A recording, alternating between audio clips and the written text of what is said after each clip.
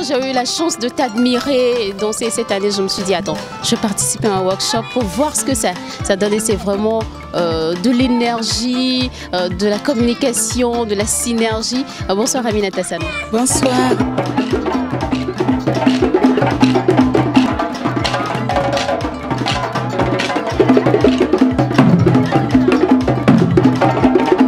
Je suis née à Bobo-Dioulasso, burkinabé, et installée en France depuis 9 ans.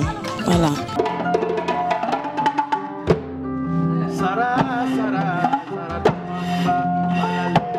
Alors cette histoire, ça a commencé depuis que je suis toute petite. Alors ça a commencé du côté maternel comme paternel. Maternel parce que ma maman était griotte. Et côté paternel, nous sommes des forgerons. Alors ça a toujours dansé, joué chez nous à la maison. Et puis on a grandi dans ça, mes frères et moi.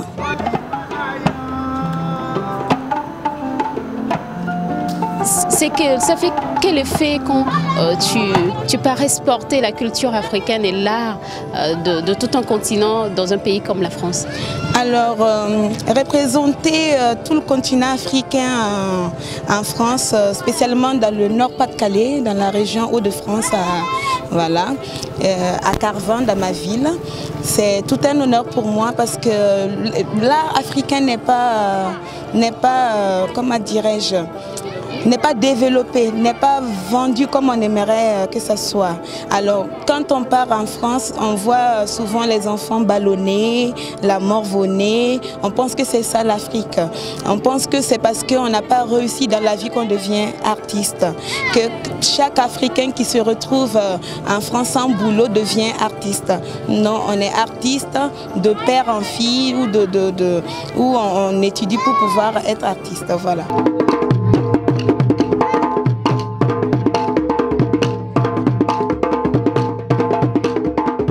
Tu organises des workshops là-bas et tu as un festival même. Parle-nous un peu de ton festival. Alors, le festival Tamadi Art existe, ça fait 8 ans. Et c'est les rencontres artistiques et chorégraphiques de Carvin. Et l'idée, c'est de promouvoir l'art africain dans toute sa splendeur.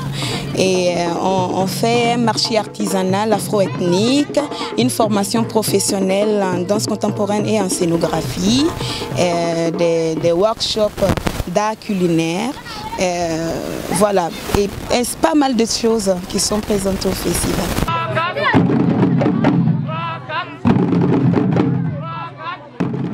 Alors c'est le bonheur, c'est que du bonheur pour les festivaliers là-bas, pour les habitants, ils attendent ça, ils me demandent à chaque fois, alors Aminata, c'est quand la prochaine date, c'est quand la prochaine date.